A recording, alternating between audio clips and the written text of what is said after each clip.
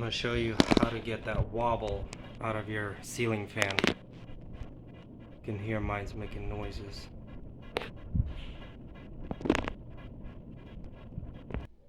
So my fan came with this wobble kit, little clip, and a sticky weight.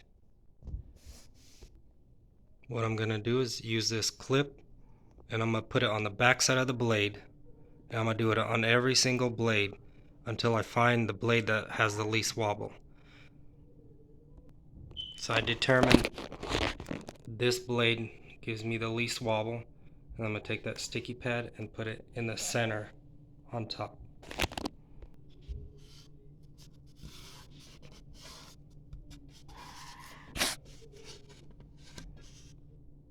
Another note, make sure your fan is going in the forward position. Let's try it out.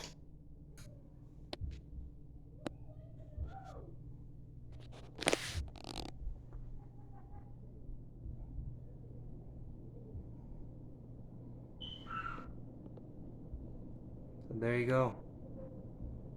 That one piece fixed it.